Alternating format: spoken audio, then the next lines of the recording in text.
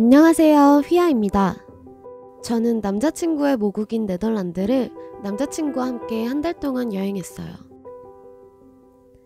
저희는 로드트립을 시작했는데 그중 첫 번째 도시가 헤이그였고 이곳은 제가 제일 좋아하는 도시 중 하나였어요. 여기는 아름다운 성들도 많고 깨끗한 거리와 쇼핑할 곳도 너무 많아요. 그리고 해변도 있어서 멋진 경치도 함께 즐길 수 있어요. 하지만 100여 년 전 이 도시에서 일어난 우리가 꼭 기억해야 할 것이 있습니다. 왜냐하면 이곳은 한국의 슬픈 역사를 담고 있는 곳이기도 하기 때문입니다. 저와 발트는 유럽에 단 하나밖에 없다는 항일 독립운동 유적지인 이준 열사 기념관에 다녀왔고 정말 의미 있는 시간이었어요.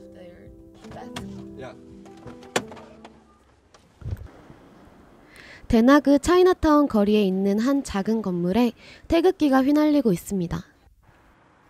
들어가기 전부터 왠지 모를 엄숙한 기분이 들었어요. 네. 안녕하세요. 벨을 누르면 문이 열리고 2층으로 올라가면 됩니다. 들어가자마자 1907년 당시의 태극기와 이준 열사의 동상이 보였어요. 이 건물은 오래전 옛날 헤이그 특사 3분이 머문 호텔이에요. 러일 전쟁 후 일제는 본격적으로 대한제국을 일본의 식민지로 삼기 위해 고종에게 을사늑약을 강요했어요. 이는 한국은 일본의 보호가 필요하기 때문에 한국의 외교권을 일본이 가져가겠다는 조항이었습니다. 이토 히로부미는 계속해서 위협적으로 고종을 밀어붙였지만 고종은 끝까지 서명하지 않았어요.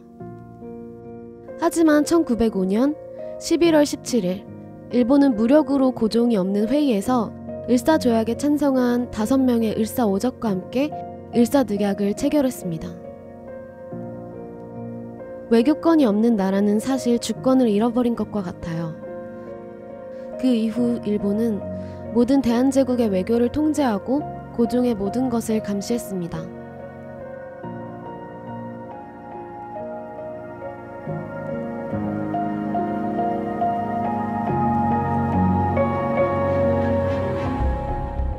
하지만 사실 이 조약은 고종 황제의 동의나 도장이 없이 체결되었기 때문에 국제법상으로는 무효였습니다.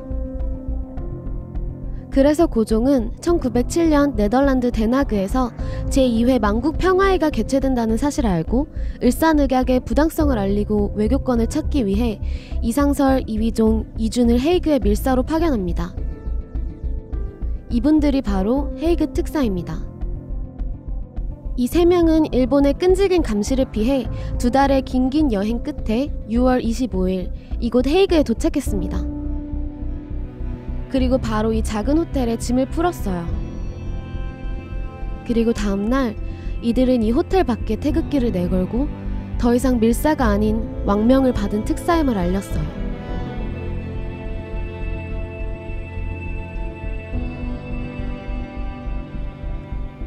그리고 이 3명의 특사들은 만국평화회의가 열린 비네노프 광장의 리더 자리를 갔지만 회의장 문 앞에서 거절당했습니다.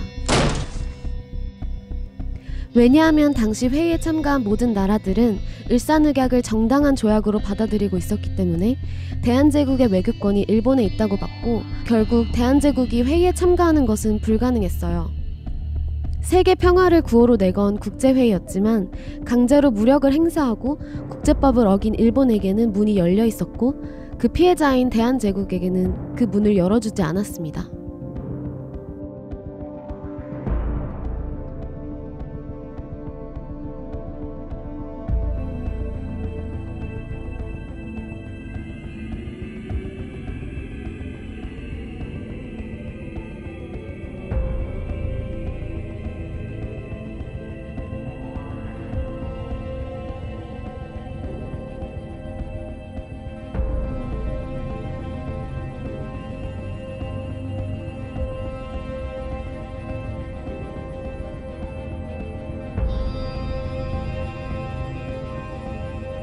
(7월 9일) 기자협회의 귀빈으로 초청되어 외국어에 능통했던 이휘종은 한국의 호소라는 주제로 청중들 앞에서 절규하다시피 연설합니다. 그 내용은 일산의학의 부당성과 한국의 실정을 알리는 것이었습니다.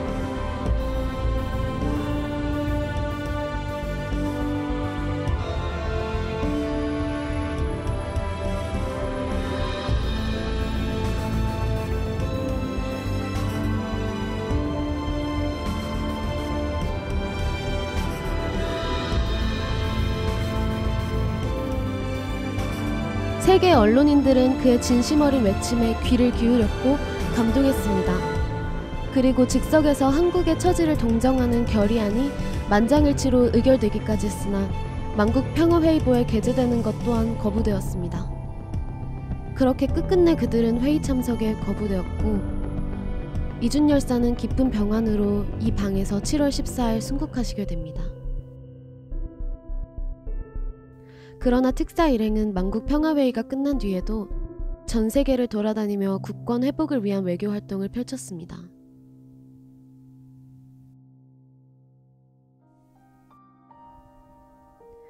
제국주의 시대 속에서 사실상 열강 간의 평화 유지를 위해 개최된 만국평화회.